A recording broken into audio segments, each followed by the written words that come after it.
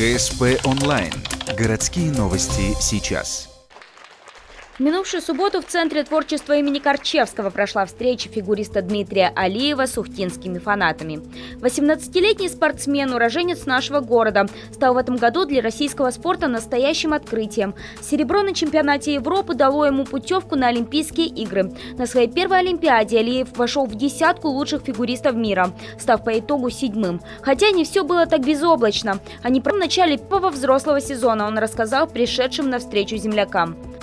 И где-то в глубине души я понимал, что я могу поехать на Олимпийские игры. Но когда я получил травму, я помню, были моменты, когда я дома плакал в начале сезона, потому что я не мог толком ходить и наступать на ногу. Летал в Германию, чтобы делать такие мини-операции. Ну и тогда я понял, что сезон, наверное, уже будет провален и никогда не попаду. Ну, потом со мной были моя семья, мои родители, мои тренеры. Сыграла роль и спортивная закалка. Дмитрий родился в семье спортсменов. На встрече с фанатами он вспомнил и о том, как долго делил себя на два спорта. Пока не поставил вопрос перед мамой, куда же приложить максимум своих способностей. Я так и буду выступать на соревнованиях и в гонках и фигурном катании. Она сказала, давай еще подождем, что сейчас выбирать еще рано. Но потом так сложились обстоятельства, что в фигурном катании у меня как-то загорелась внутри меня вот эта страсть к фигурному катанию, потому что все у нас лыжники.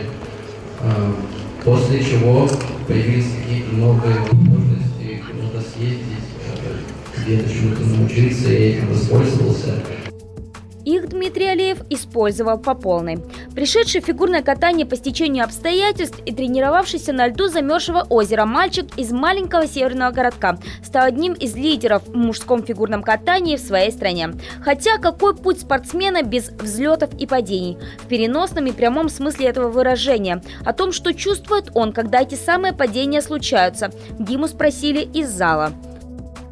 Ну, на самом деле, наверное, особо ничего не чувствую. Небольшая боль, попе, например, да? Вот. Понимаю, когда, допустим, если едешь чисто всю программу и в конце ты падаешь, то становится небольшая обида появляется, потому что ты на этом теряешь баллы.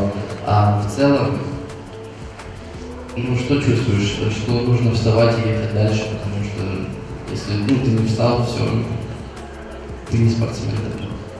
Но какой он, когда не завоевывает медали, не переступает через боль и не отрабатывает тулупы и аксели? Оказывается, фигурист Дмитрий Алиев во всем прочем не отличается от своих сверстников. Любит встречи с друзьями, шопинг и игры в приставку.